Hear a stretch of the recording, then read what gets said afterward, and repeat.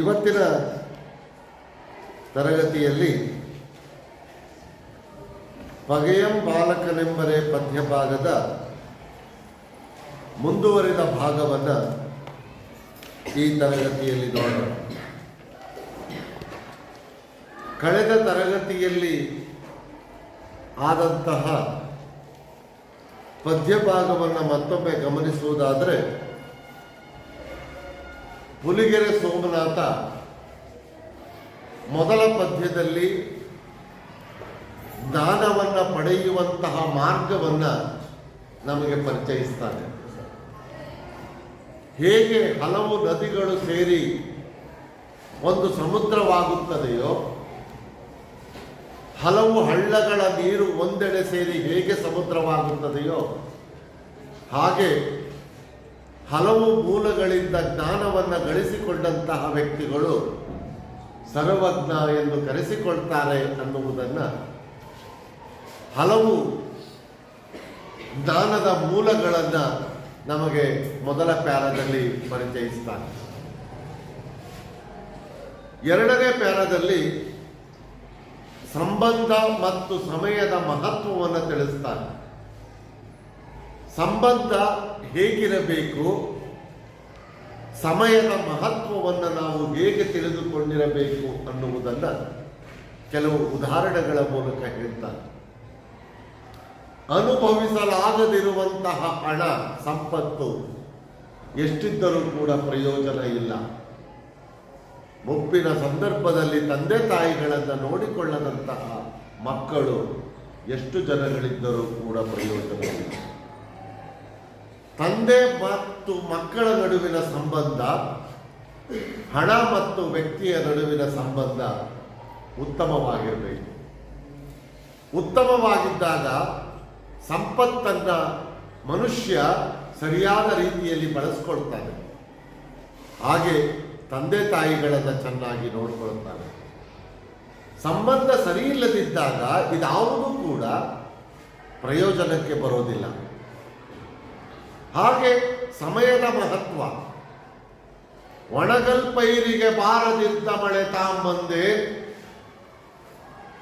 ಪೈರುಗಳು ಒಣಗುತ್ತಿರುವಂತಹ ಸಂದರ್ಭದಲ್ಲಿ ಬರದೇ ಇರುವಂತಹ ಮಳೆ ಮತ್ತಾವುದೋ ಸಂದರ್ಭದಲ್ಲಿ ಬಂದರೆ, ಅಥವಾ ಪೈರುಗಳೆಲ್ಲ ಒಣಗಿ ಹೋದ ಮೇಲೆ ಬಂದರೆ ಏನೂ ಪ್ರಯೋಜನ ಇಲ್ಲ.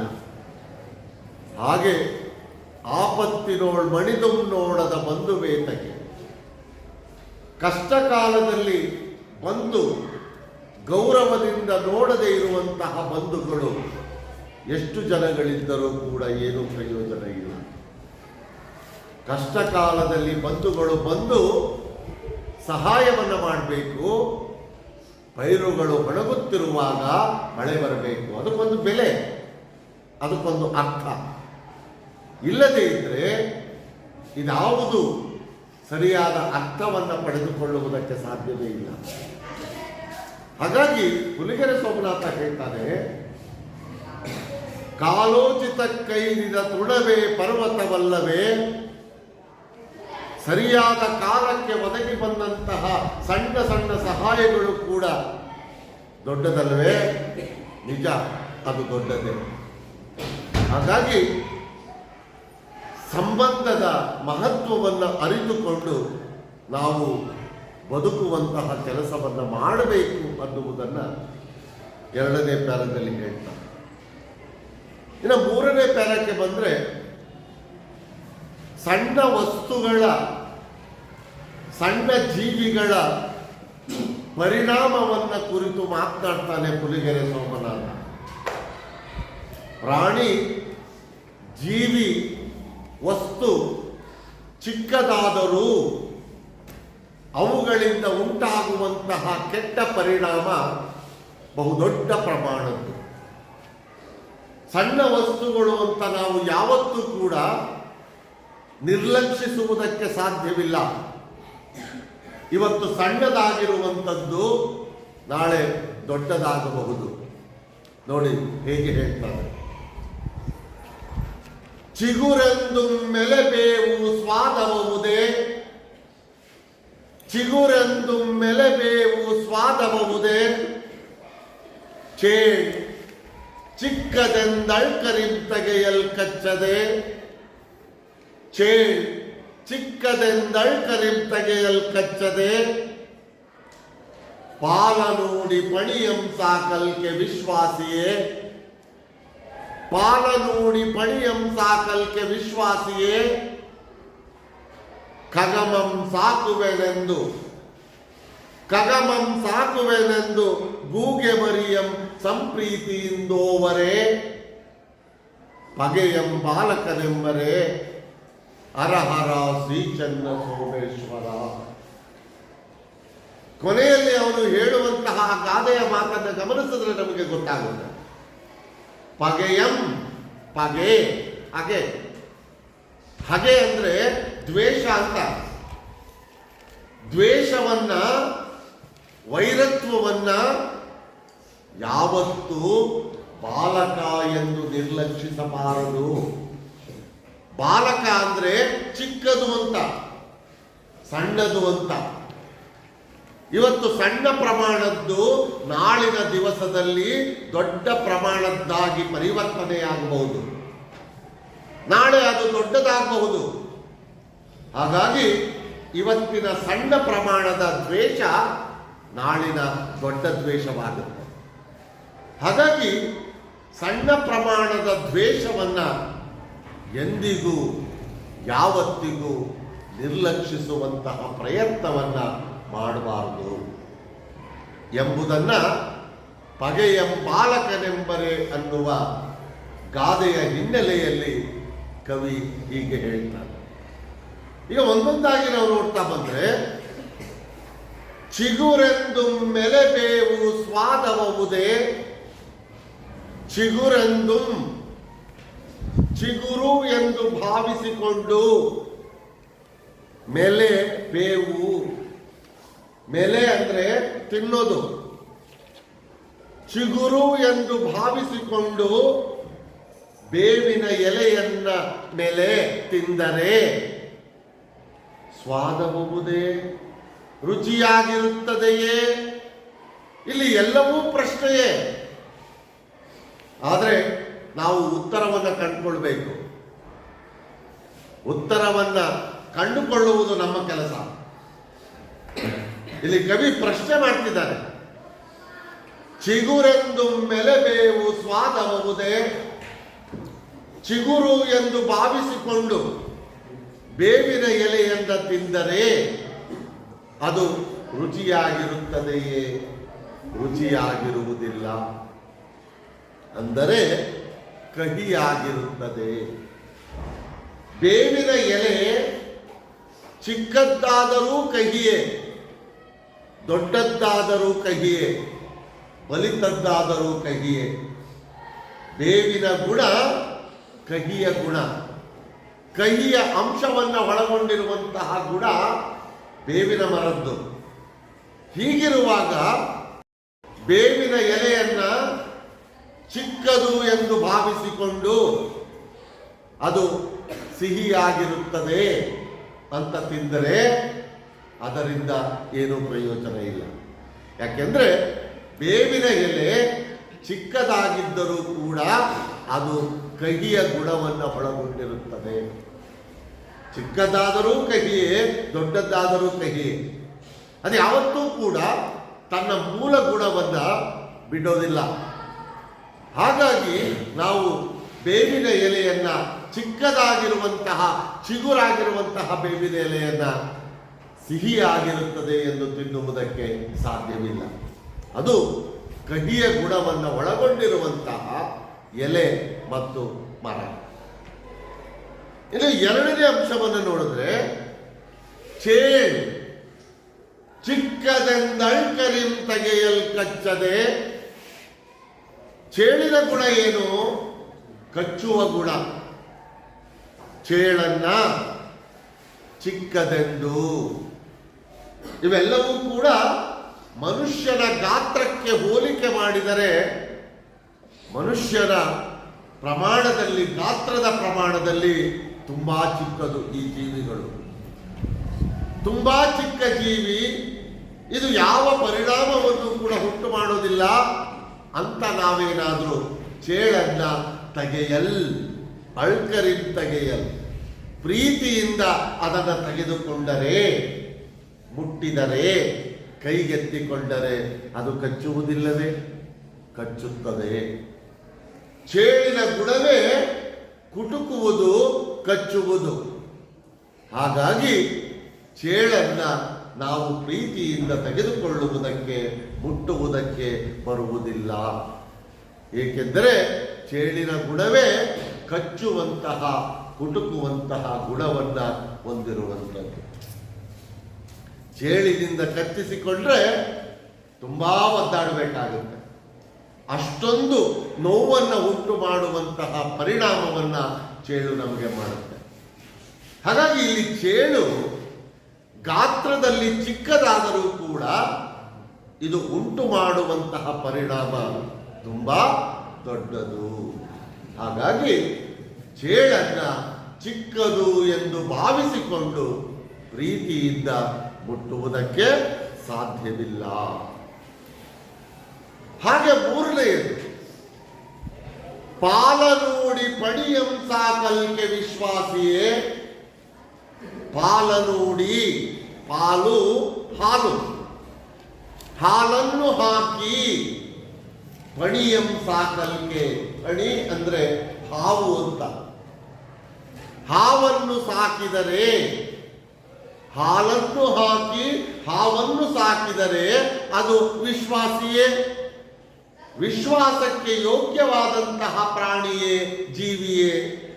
ಖಂಡಿತ ಅಲ್ಲ. ಹಾವು ಯಾವತ್ತೂ ವಿಶ್ವಾಸಕ್ಕೆ ಯೋಗ್ಯವಾದಂತಹ ಜೀವಿಯಲ್ಲ. ಅದು ಕಚ್ಚುವ ಗುಣವನ್ನ ಹೊಂದಿರುತ್ತದೆ. ಹಾಗಾಗಿ ಹಾವು ಯಾವತ್ತಿಗೂ ಕೂಡ ವಿಶ್ವಾಸಕ್ಕೆ ಯೋಗ್ಯವಾದಂತಹ ಪ್ರಾಣಿ ಎಂದು ಕರೆಸಿಕೊಳ್ಳುವುದಕ್ಕೆ ಸಾಧ್ಯವಿಲ್ಲ. ಅದನ್ನೇ ನಮ್ಮ ದಾಸರು ಹೇಳಿದ್ದು, ಬೇವು ಬೆಲ್ಲದೊಳಿಡಲೇನು ಫಲ, ಹಾವಿಗೆ ಹಾಲೆರೆದೇನು ಫಲ ಅನ್ನುವ ಮಾತನ್ನ ದಾಸರು ಹೇಳಿದ್ದಾರೆ. ಹಾವಿಗೆ ನಾವು ಎಷ್ಟು ಹಾಲನ್ನು ಎರೆದರೂ ಕೂಡ ಅದರಿಂದ ಏನೂ ಪ್ರಯೋಜನ ಇಲ್ಲ. ಹಾವು ಯಾವತ್ತೂ ಕೂಡ ಮನುಷ್ಯನಿಗೆ ಯೋಗ್ಯವಾದಂತಹ, ವಿಶ್ವಾಸಕ್ಕೆ ಯೋಗ್ಯವಾದಂತಹ ಜೀವಿ ಎಂದು ಕರೆಸಿಕೊಳ್ಳುವುದಕ್ಕೆ ಸಾಧ್ಯವೇ ಇಲ್ಲ. ಹಾಗಾಗಿ ಹಾಲನ್ನ ಹಾಕಿ ಹಾವನ್ನು ಸಾಕಿದರೆ ಅದು ವಿಶ್ವಾಸಕ್ಕೆ ಯೋಗ್ಯವಾದ ಪ್ರಾಣಿ ಎಂದು ಕರೆಸಿಕೊಳ್ಳುವುದಿಲ್ಲ. ಏಕೆಂದರೆ ಅದು ಕಚ್ಚುವ, ವಿಷವನ್ನ ಕಾರುವಂತಹ ಗುಣವನ್ನ ಹೊಂದಿರುತ್ತದೆ. ಹಾಗೆ ನಾಲ್ಕನೆಯದಾಗಿ ಖಗಮಂ ಸಾಕುವೆನೆಂದು. ಖಗ ಅಂದ್ರೆ ಪಕ್ಷಿ ಅಂತ ಅರ್ಥ. ಖಗ ಅಂತ ಹೇಳಿದ್ರೆ ಇದರ ಅರ್ಥಕ್ಕೆ ಕೇಳ್ತಾರೆ, ಗಮನಿಸಬೇಕು. ಎಷ್ಟೋ ಸಂದರ್ಭಗಳಲ್ಲಿ ಪರೀಕ್ಷೆಯಲ್ಲಿ ಕೇಳಿದ್ದಾರೆ. ಖಗ ಅಂದ್ರೆ ಪಕ್ಷಿ ಅಂತ ಅರ್ಥ. ಪಕ್ಷಿಯನ್ನ ಸಾಕಬೇಕೆಂದು ಯಾರಾದರೂ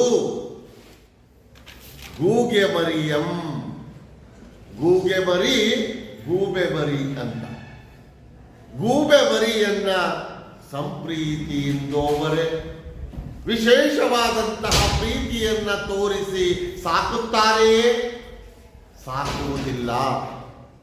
ಏಕೆಂದರೆ ಗೂಬೆ ಮರಿ ಅಪಶಕುನದ ಸಂಕೇತ.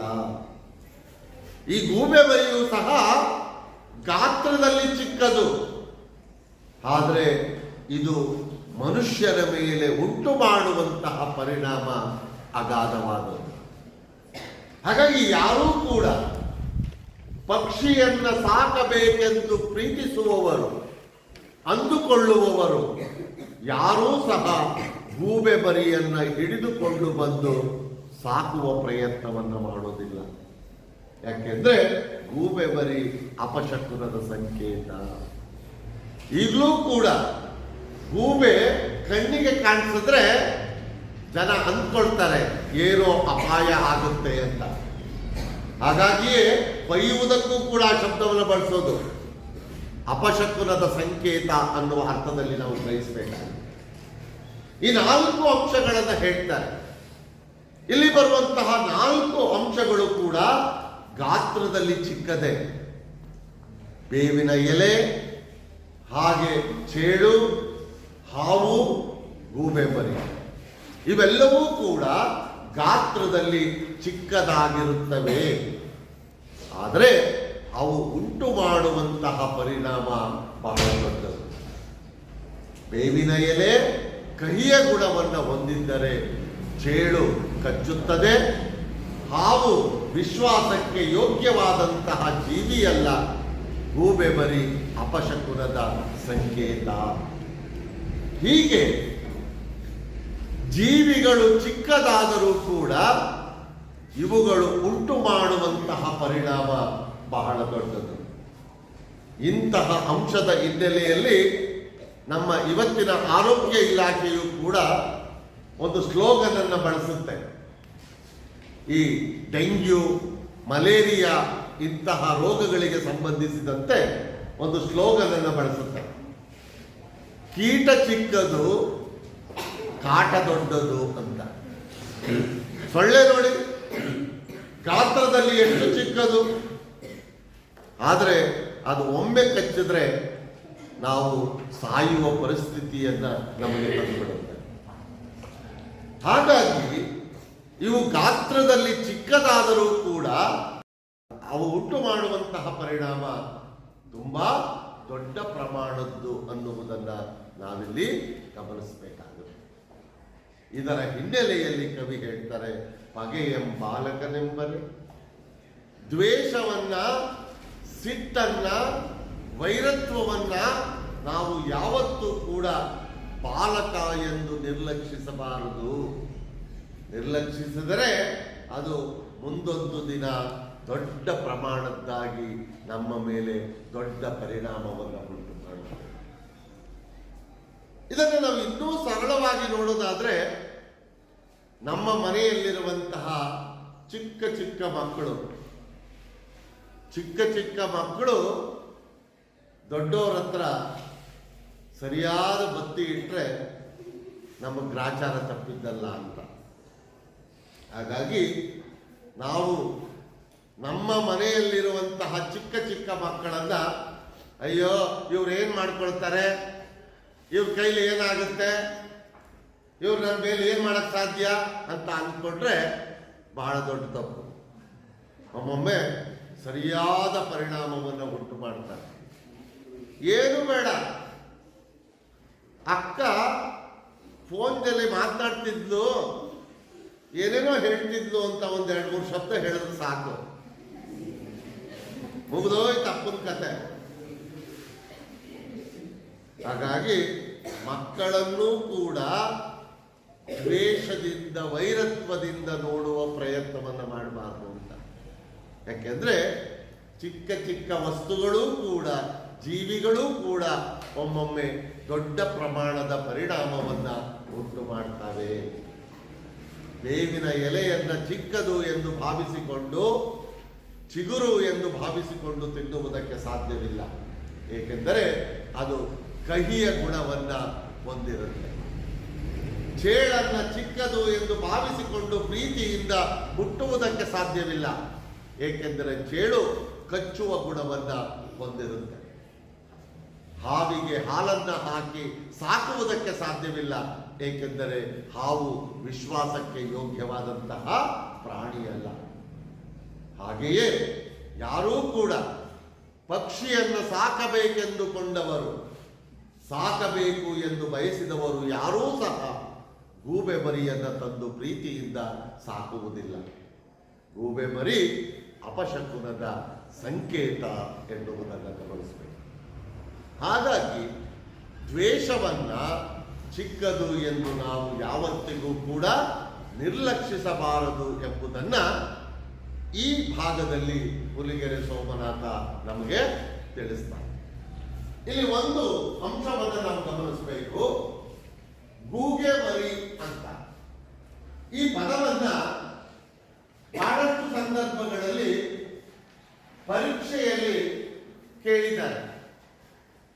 ಈ ಪದದ ಗುಣವಾಚಕವನ್ನ ಗುರುತಿಸಿ ಅಂತ. ಅಥವಾ ಈ ಪದವನ್ನ ಹೀಗೂ ಕೇಳಬಹುದು, ಗೂಬೆ ಮರಿ ಅಂತಲೂ ಕೂಡ ಕೇಳಬಹುದು. ಅಥವಾ ಈ ಪದವನ್ನ ಮರಿಗೂಗೆ ಅಂತಲೂ ಕೂಡ ಕೇಳಬಹುದು. ಗೂಗೆ ಮರಿ ಅಥವಾ ಮರಿಗೂಗೆ ಅಂತ ಎರಡೂ ರೀತಿಯಲ್ಲಿ ಬಹಳಷ್ಟು ಸಂದರ್ಭಗಳಲ್ಲಿ ಪರೀಕ್ಷೆಯಲ್ಲಿ ಕೇಳಿದ್ದಾರೆ. ಬಹಳ ಹೆಚ್ಚು ಕೇಳಿರುವಂತಹ ಒಂದು ಪದ ಇದೆ. ಹಾಗಾಗಿ ಸ್ವಲ್ಪ ಗಮನಿಸಿಕೊಳ್ಳಿ. ನಾವು ಸಾಮಾನ್ಯವಾಗಿ ಗುಣವಾಚಕಗಳನ್ನು ಗುರುತಿಸುವಾಗ ನಾಮಪದದ ಮೊದಲು ಬರುವಂತಹ ಪದವನ್ನ ಗುಣವಾಚಕ ಪದ ಎಂದು ಗುರುತಿಸ್ತೇವೆ. ಸಾಮಾನ್ಯವಾಗಿ ಗುಣವಾಚಕ ಪದಗಳು ಮೊದಲಿಗೆ ಬರುವಂಥದ್ದು. ಆದರೆ ಕೆಲವೊಮ್ಮೆ ನಾಮಪದದ ನಂತರವೂ ಕೂಡ ಬರುವ ಸಾಧ್ಯತೆಗಳು ಉಂಟು. ಅದನ್ನು ನಾವು ಎಚ್ಚರಿಕೆಯಿಂದ ಗಮನಿಸಬೇಕಾಗಿದೆ. ಇಲ್ಲಿ ಗೂಗೆ ಮರಿ ಅನ್ನುವ ಈ ಪದವನ್ನು ನಾವು ನೋಡಿದಾಗ, ಗೂಗೆ ಮರಿ ಅನ್ನುವ ಪದವನ್ನ ಅಥವಾ ಗೂಬೆ ಮರಿ ಅನ್ನುವ ಪದವನ್ನು ನಾವು ನೋಡಿದಾಗ, ಇಲ್ಲಿ ಈ ಎರಡೂ ಪದಗಳಲ್ಲಿ ನಾಮಪದ ಯಾವುದು ಅನ್ನುವುದನ್ನು ನಾವು ಪತ್ತೆ ಹಚ್ಚಬೇಕು, ಗುರುತಿಸಬೇಕು. ನಾಮಪದ ಇಲ್ಲಿ ಗೂಗೆ ಅಥವಾ ಗೂಬೆ ಆಗುತ್ತೆ. ಹಾಗಾಗಿ ಗುಣವಾಚಕ ಪದ ಮರಿ ಆಗುತ್ತೆ. ನೀವು ಇದನ್ನು ಗಮನಿಸಬೇಕು. ಬಹಳ ಪ್ರಸಿದ್ಧವಾದ ಪದ ಇದು. ತುಂಬಾ ಸಾರಿ ಕೇಳಿರುವಂತಹ ಪದ, ತುಂಬಾ ಚರ್ಚೆಗೆ ಒಳಪಟ್ಟಿರುವಂತಹ ಪದ ಇದು. ನಾವು ಕೂಡ ನಮ್ಮ ಗ್ರೂಪ್ಗಳಲ್ಲಿ ವಾರಾನುಗಟ್ಟಲೆ ಈ ಪದದ ಬಗ್ಗೆ ಚರ್ಚೆ ಮಾಡಿದ್ದೇವೆ. ಆದರೆ ಮರಿಗೂಗೆ ಅಂತ ಕೇಳಿದಾಗ ಮರಿ ಗುಣವಾಚಕ ಪದ ಆಗುತ್ತೆ. ಇಲ್ಲಿ ನಿಮಗೆ ಯಾವುದೇ ಸಮಸ್ಯೆ ಇಲ್ಲ. ಇಲ್ಲಿ ಗುಣವಾಚಕ ಪದ ಮೊದಲಿಗೆ ಬಂದಿದೆ. ಮರಿ ಅನ್ನುವುದು ಗೂಬೆ ಅನ್ನುವಂತಹ ನಾಮಪದದ ಗುಣವಾಚಕ ಪದ. ಹಾಗಾಗಿ ಆ ಎರಡು ಪದಗಳಲ್ಲಿ ನಾಮವಾಚಕ ಯಾವುದು, ನಾಮಪದ ಯಾವುದು ಅನ್ನುವುದನ್ನು ಗುರುತಿಸಿ ಉಳಿದ ಪದವನ್ನ ಗುಣವಾಚಕ ಎಂದು ಭಾವಿಸಬೇಕಾಗುತ್ತೆ. ಹಾಗಾಗಿ ಗೂಗೆ ಮರಿ ಅಥವಾ ಗೂಬೆ ಮರಿ ಅಂತ ಕೇಳಿದಾಗ ಇಲ್ಲಿ ಎರಡನೆಯ ಪದ ಅಂದ್ರೆ ಮರಿ ಗುಣವಾಚಕ ಪದವಾಗುತ್ತದೆ. ಇದನ್ನು ನೀವು ಎಚ್ಚರಿಕೆಯಿಂದ ಗಮನಿಸಿ. ಯಾಕೆಂದ್ರೆ ಪರೀಕ್ಷೆಗಳಲ್ಲಿ ಇಂತಹ ಪದಗಳನ್ನು ಒಮ್ಮೊಮ್ಮೆ ಕೇಳುವುದು ಸಹ ಉಂಟು. ಈಗ ನಾವು 4ನೇ ಪ್ಯಾರಕ್ಕೆ ಹೋಗೋಣ.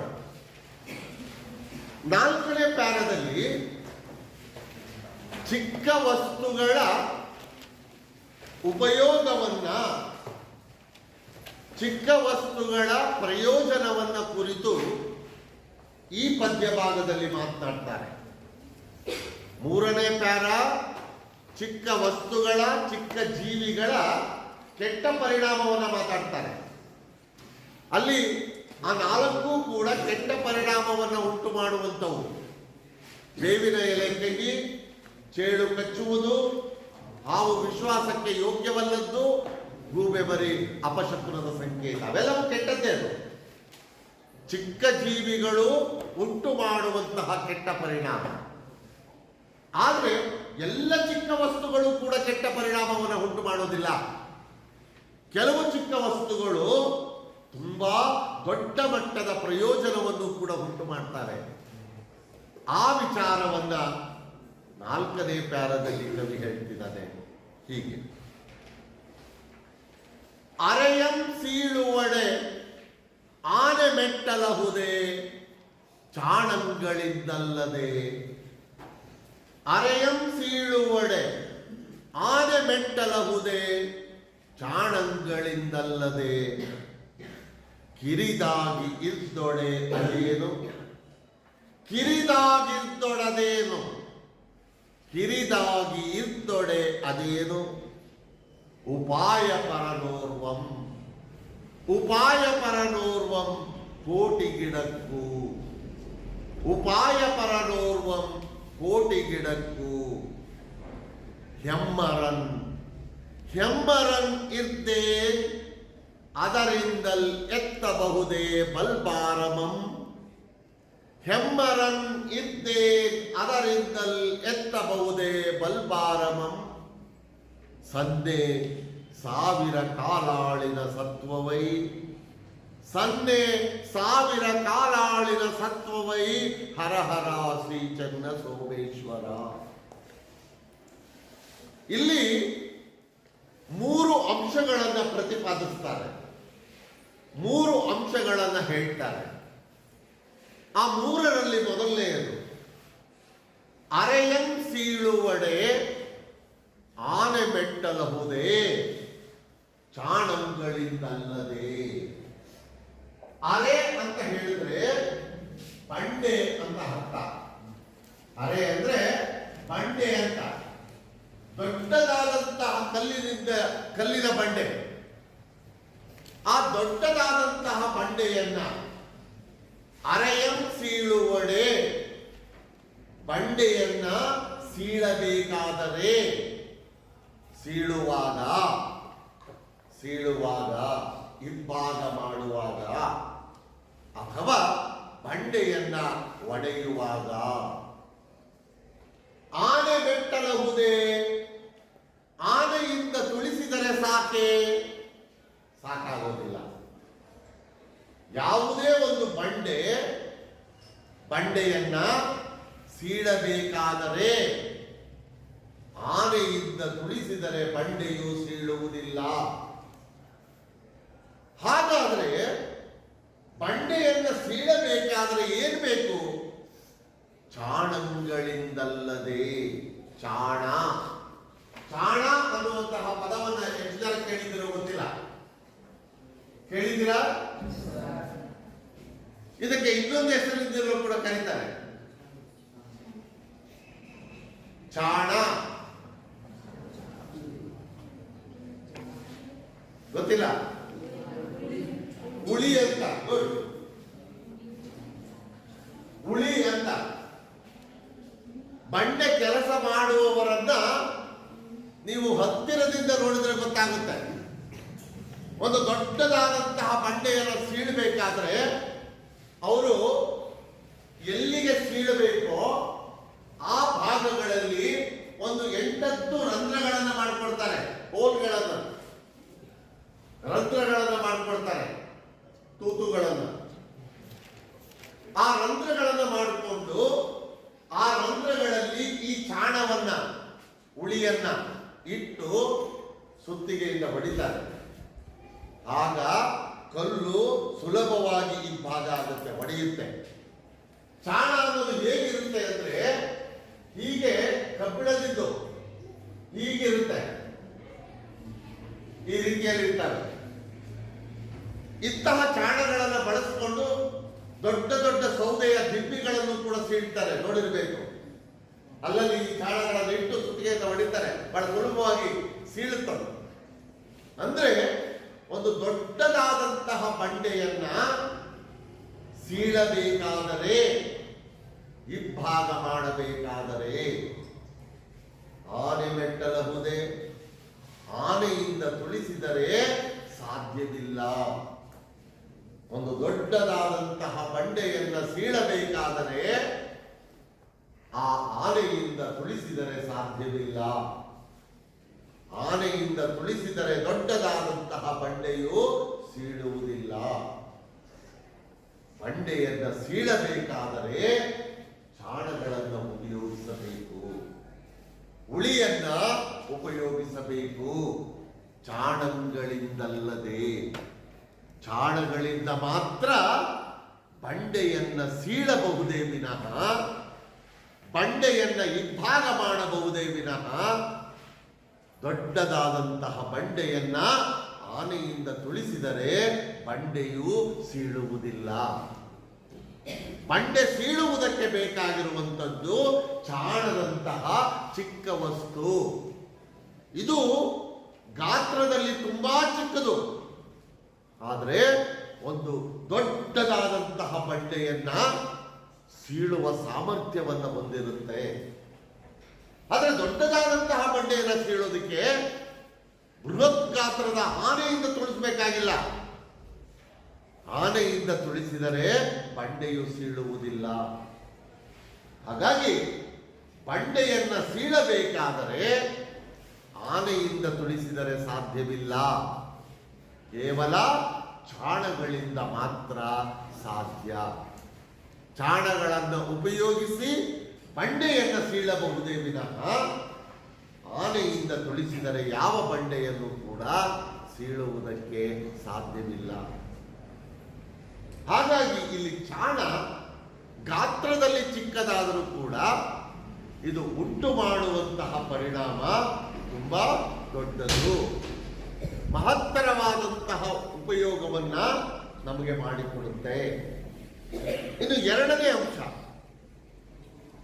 ಕಿರಿದಾಗಿದ್ದೊಳದೇನು, ಕಿರಿದಾಗಿದ್ದೊಳದೇನು, ಕಿರಿದಾಗಿ ಇರ್ತೊಳೆ ಅದೇನು, ಉಪಾಯ ಪರನೋರ್ವನು ಕೋಟಿಗಿಡಕ್ಕೂ, ಉಪಾಯ ಪರನೋರ್ವಂ ಉಪಾಯ ಬಲ್ಲಂತಹ ಒಬ್ಬ, ಜಾಣತನವನ್ನ ಹೊಂದಿರುವಂತಹ ಒಬ್ಬ ವ್ಯಕ್ತಿ, ಉಪಾಯ ಬಲ್ಲವನು, ಉಪಾಯದಿಂದ ಗೆಲ್ಲಬಲ್ಲವನು, ಎಲ್ಲಾ ಕೆಲಸಗಳನ್ನ ಉಪಾಯದಿಂದ ನಿಭಾಯಿಸುವವನು, ಉಪಾಯದಿಂದ ನಿರ್ವಹಿಸುವವನು.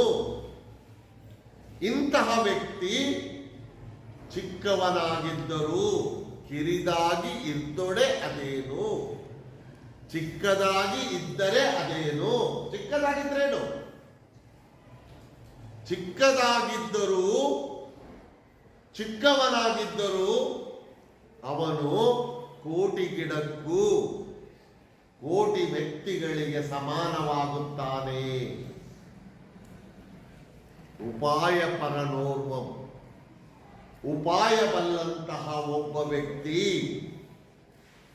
ಎಲ್ಲ ಕೆಲಸಗಳನ್ನ ಉಪಾಯದಿಂದ ನಿರ್ವಹಿಸುವವನು, ಉಪಾಯದಿಂದ ನಿಭಾಯಿಸುವವನು, ಕಿರಿದಾಗಿದ್ದರೂ ಚಿಕ್ಕವನಾಗಿದ್ದರೂ ಸಣ್ಣವನಾಗಿದ್ದರೂ ಅವನು ಕೋಟಿ ಗಿಡಕ್ಕೂ ಕೋಟಿ ವ್ಯಕ್ತಿಗಳಿಗೆ ಸಮಾನನಾಗ್ತಾನೆ.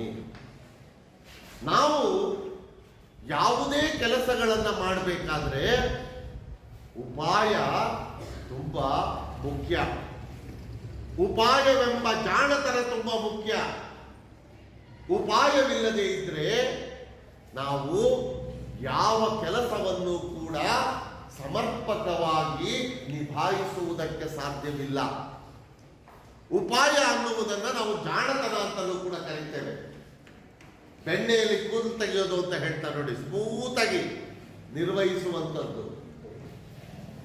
ಹೀಗೆ ಕೆಲಸವನ್ನ ನಿರ್ವಹಿಸುವಾಗ, ಯಾವುದೋ ಒಂದು ಜವಾಬ್ದಾರಿಯನ್ನು ನಿರ್ವಹಿಸುವಾಗ ನಾವು ಈ ರೀತಿಯ ಉಪಾಯದ ಜಾಣ್ಮೆಯನ್ನ ಬಳಸಬೇಕಾಗುತ್ತೆ. ಇಲ್ಲದೇ ಇದ್ರೆ ನಾವು ನಮ್ಮ ಕೆಲಸಗಳಲ್ಲಿ ಯಶಸ್ವಿಯನ್ನು ಸಾಧಿಸುವುದಕ್ಕೆ ಸಾಧ್ಯವಾಗುವುದಿಲ್ಲ. ಈಗ ಶಿಕ್ಷಕರಾಗಿರ್ತಕ್ಕಂಥವರು ಕೂಡ ನಾವೇ ಆಗಿರಬಹುದು. ವಿದ್ಯಾರ್ಥಿಗಳನ್ನು ಸಂಪೂರ್ಣವಾಗಿ ನಿಯಂತ್ರಣದಲ್ಲಿ ಇಟ್ಕೊಳ್ಬೇಕು ಅಂತ ಯಾವಾಗಲೂ ಕೂಗಾಡ್ತಾ, ಜೋರು ಮಾಡ್ತಾ, ಬೈತಾ ಕ್ಲಾಸನ್ನು ನಿಯಂತ್ರಣದಲ್ಲಿ ಇಟ್ಕೊಳ್ಳೋದಕ್ಕೆ ಸಾಧ್ಯ ಆಗುವುದಿಲ್ಲ. ಪ್ರತಿದಿನ ಬೈತಾ ಹೋದ್ರದೇನಾಗುತ್ತೆ, ನಿಮಗೆ ಬೇಸರ ಆಗ್ತಾ ಹೋಗುತ್ತೆ. ಯಾವಾಗಲೂ ಇಷ್ಟೇ ಅಂತ ಜಡ್ಗಟ್ಬಿಡ್ತೀವಿ. ಹಾಗಾಗಿ ಯಾವಾಗಲೂ ಬೈದು ಜೋರು ಮಾಡಿ ಅಬ್ಬರಿಸಿ ನಿಯಂತ್ರಣದಲ್ಲಿ ಇಟ್ಕೊಳ್ಳೋಕೆ ಸಾಧ್ಯ ಇಲ್ಲ. ಹಂಗಂತ ತುಂಬಾ ಸಲಿಗೆಯನ್ನು ಕೊಡ್ಲಿಕ್ಕೂ ಕೂಡ ಸಾಧ್ಯ ಇಲ್ಲ. ಈ ಜಾಣ್ಮೆ ಒಬ್ಬ ಶಿಕ್ಷಕನಾದವನಿಗೆ ಇರಬೇಕಾಗುತ್ತೆ. ವಿದ್ಯಾರ್ಥಿಗಳಿಂದ ಹೇಗೆ ಕೆಲಸವನ್ನ ಅಥವಾ ಅವರ ಪ್ರತಿಭೆಯನ್ನ ಹೊರತೆಗೆಯಬೇಕು ಅನ್ನುವಂತಹ ಜಾಣತನ. ಆಗ ಮಾತ್ರ ನಿಮ್ಮ ಪ್ರತಿಭೆಯನ್ನ ಹೊರತರುವುದಕ್ಕೆ ಸಾಧ್ಯ. ಬೈದು ಕೆಲಸವನ್ನ ಮಾಡಲಿಕ್ಕೆ ಸಾಧ್ಯ ಇಲ್ಲ, ಸಲುಗೆಯನ್ನು ಕೊಟ್ಟು ಕೂಡ ಕೆಲಸವನ್ನ ಮಾಡಲಿಕ್ಕೆ ಸಾಧ್ಯ ಇಲ್ಲ. ಹಾಗಾಗಿ ಜಾಣತನ, ಉಪಾಯ, ಆ ಉಪಾಯ ಉಪಾಯಗಳನ್ನು ತಿಳಿದಿರುವವನು ಮಾತ್ರ, ಉಪಾಯದಿಂದ ಕೆಲಸವನ್ನು ನಿರ್ವಹಿಸುವಂತಹ ಗುಣವನ್ನು ಹೊಂದಿರುವವನು ಮಾತ್ರ ಅವನಿಗೆ ಎಂತಹ ಕೆಲಸ ಕೊಟ್ಟರೂ ಕೂಡ, ಅವನು ಚಿಕ್ಕವನಾಗಿದ್ರೂ ಕೂಡ ಸಮರ್ಥವಾಗಿ ನಿಭಾಯಿಸುತ್ತಾನೆ. ಸಮರ್ಥವಾಗಿ ನಿಭಾಯಿಸುವಂತಹ ಸಾಮರ್ಥ್ಯವನ್ನ ಹೊಂದಿರ್ತಾನೆ. ಹಾಗಾಗಿ ಕಷ್ಟಪಟ್ಟು ಕೆಲಸ ಮಾಡುವುದಕ್ಕಿಂತ, ದೇಹವನ್ನು ದಂಡಿಸಿ ಕೆಲಸ ಮಾಡುವುದಕ್ಕಿಂತ ಉಪಾಯದಿಂದ ಕೆಲಸ ಮಾಡುವುದನ್ನ ನಾವು ರೂಢಿಸ್ಕೊಳ್ಬೇಕು. ಉಪಾಯದಿಂದ ಅಚ್ಚುಕಟ್ಟಾಗಿ ಯಾರು ಕೆಲಸವನ್ನ ಮಾಡ್ತಾನೆ ಅವನಿಗೆ ಸಮಾಜದಲ್ಲಿ ಖಂಡಿತವಾಗಿಯೂ ಕೂಡ ಸ್ಥಾನಮಾನಗಳು, ಗೌರವಗಳು ಸಿಗ್ತಾ ಹೋಗ್ತವೆ. ಸುಮ್ಮನೆ ಕತ್ತೆ ದುಡಿದಂಗೆ ದುಡಿತಾ ಇದ್ರು ಕೂಡ ಏನು ಪ್ರಯೋಜನ ಇಲ್ಲ, ಕತ್ತೆ ಕೆಲಸ ಮಾಡಿದ್ರು ಕೂಡ ಏನು ಪ್ರಯೋಜನ ಇಲ್ಲ. ಆದರೆ ಕೆಲಸಗಳನ್ನ ಉಪಾಯದಿಂದ ನಿರ್ವಹಿಸುವಂತಹ ಗುಣವನ್ನು ನಾವು ಹೊಂದಿದ್ದೇವೆ. ಆಗ ನಾವು ಎಂಥ ಕೆಲಸವಾದರೂ ಕೂಡ ಅದನ್ನ ಸಮರ್ಥವಾಗಿ ನಿರ್ವಹಿಸ್ತೀವಿ, ಅದು ಸಾಧ್ಯ ಆಗುತ್ತೆ. ಅಂತಹ ವ್ಯಕ್ತಿಗಳು ಚಿಕ್ಕವರಾಗಿದ್ರೂ ಕೂಡ ಅವರು ಕೋಟಿ ವ್ಯಕ್ತಿಗಳಿಗೆ ಸಮಾನರಾಗ್ತಾರೆ. ಇವತ್ತಿನ ಕರ್ನಾಟಕದಲ್ಲಿ ಕೆಲಸವನ್ನು ನಿರ್ವಹಿಸ್ತಿರುವಂತಹ IAS ಆಫೀಸರ್ಸ್ಗಳು ನೋಡಿ, IPS ಆಫೀಸರ್ಸ್ಗಳು ನೋಡಿ, ಎಲ್ಲ 27, 28, 30 ವರ್ಷದ ಯಂಗ್ಸ್ಟರ್ಸ್ಗಳು ಎಷ್ಟು ಅದ್ಭುತವಾಗಿ ಕೆಲಸವನ್ನು ಮಾಡ್ತಾರೆ. ವಯಸ್ಸಿನಲ್ಲಿ ಚಿಕ್ಕವರು, ಎಂತ ದೊಡ್ಡವರು ಅವರು ಸಲ್ಯೂಟ್ ಹೊಡಿತಾರೆ. ಇದು ಚಿಕ್ಕವರಾದರೂ ಕೂಡ ಅತ್ಯಂತ ಜಾಣ್ಮೆಯಿಂದ ಉಪಾಯದಿಂದ ಕೆಲಸ ಮಾಡುವಂತಹ ಗುಣವನ್ನ ಹೊಂದಿರಬೇಕು. ಅವರು ಕೋಟಿ ವ್ಯಕ್ತಿಗಳಿಗೆ ಸಮಾನರಾಗ್ತಾರೆ. ಇನ್ನು ಮೂರನೇದು, ಹೆಮ್ಮರನ್ ಇರ್ದೇ ಅದರಿಂದಲ್ ಎತ್ತಬಹುದೇ ಬಲ್ಬಾರಮಂ. ಹೆಮ್ಮರ, ನಾವು ಪ್ರೌಢಶಾಲೆಯಲ್ಲಿ ಸಮಾಸದಲ್ಲಿ ಈ ಪದವನ್ನು ನೋಡ್ತೇವೆ. ಹಿರಿದಾದ ಮರ. ಹಿರಿದಾದ ಮರ ಅಂದ್ರೇನು? ದೊಡ್ಡದಾದ ಮರ. ಹೆಮ್ಮರನ್ ಇರ್ದೇ, ದೊಡ್ಡದಾದಂತಹ ಮರವು ಇದ್ದರೇನು ಅದರಿಂದಲ್ ಎತ್ತಬಹುದೇ. ಅದರಿಂದ ಎತ್ತಬಹುದೇ ಏನನ್ನ? ಬಲ್ಬಾರಮಂ, ಬಲ್ಬಾರ, ದೊಡ್ಡದಾದ ಭಾರವನ್ನು.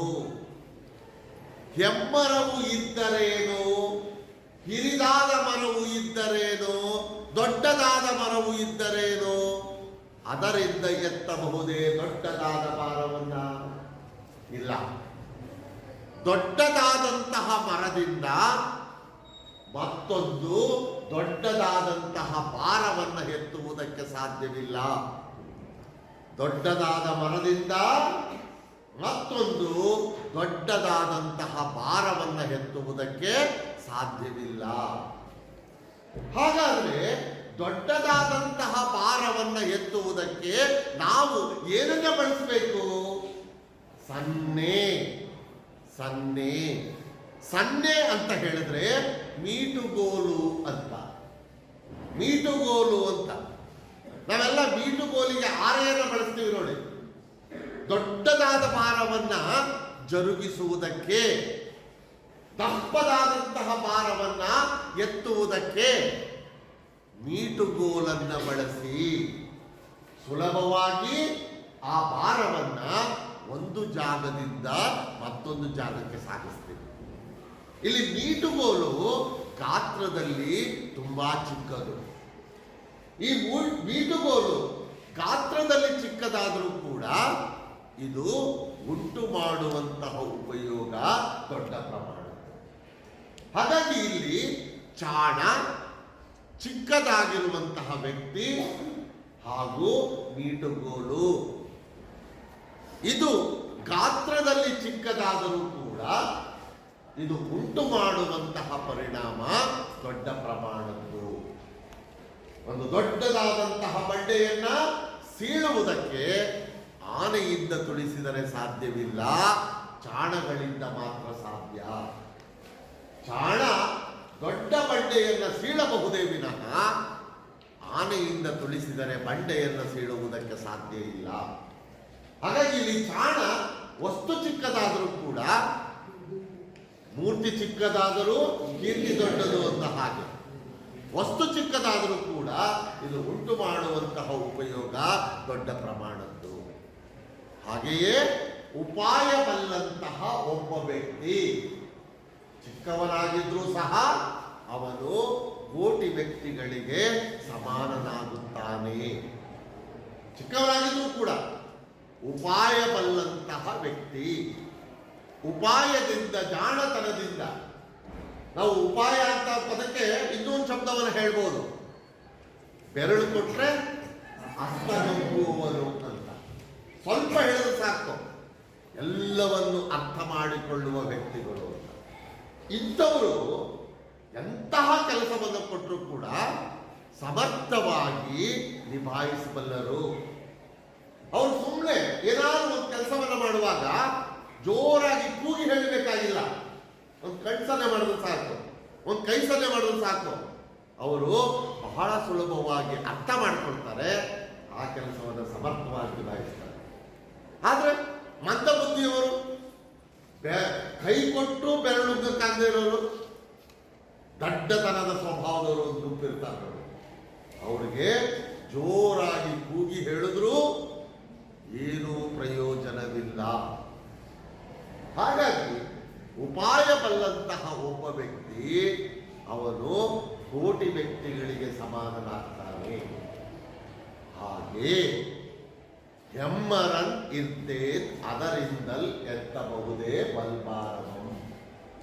ಬಲ್ಬಾರ ಅತಿಯಾದ ಭಾರವನ್ನ, ದೊಡ್ಡದಾದಂತಹ ಭಾರವನ್ನ ಮತ್ತೊಂದು ದೊಡ್ಡದಾದಂತಹ ಮರದಿಂದ ಎತ್ತುವುದಕ್ಕೆ ಸಾಧ್ಯವಿಲ್ಲ. ದೊಡ್ಡ ಮರ ಇದ್ರೇನು ಅದರಿಂದ ದೊಡ್ಡದಾದ ಭಾರವನ್ನು ಎತ್ತಕ್ಕೆ ಸಾಧ್ಯ ಇಲ್ಲ. ದೊಡ್ಡದಾದಂತಹ ಭಾರವನ್ನು ಯಾವುದರಿಂದ ಎತ್ತಲಿಕ್ಕೆ ಸಾಧ್ಯ? ಮೀಟುಗೋಲಿನಿಂದ.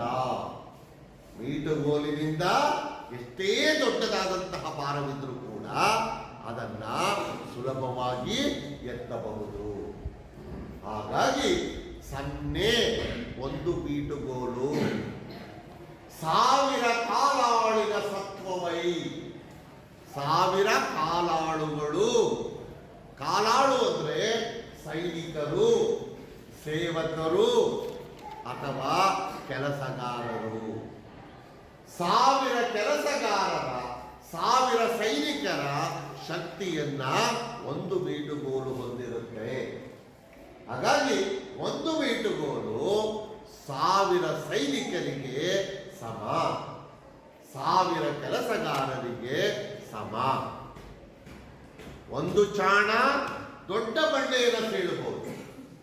ಉಪಾಯ ಬಲ್ಲಂತಹ ಒಬ್ಬ ವ್ಯಕ್ತಿ ಚಿಕ್ಕವನಾಗಿದ್ರು ಕೋಟಿ ಜನಗಳಿಗೆ ಸಮ.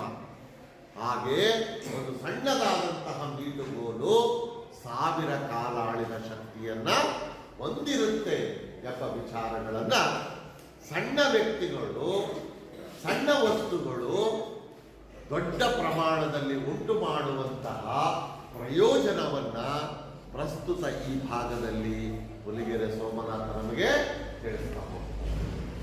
ಇದಿಷ್ಟು ಈ ಪದ್ಯ ಭಾಗಕ್ಕೆ ಸಂಬಂಧಿಸಿದಂತಹ ವಿಚಾರಗಳು. ಇಲ್ಲಿಗೆ ಇವತ್ತಿನ ತರಗತಿಯನ್ನು ನಿಲ್ಲಿಸ್ಕೋಬಹುದು.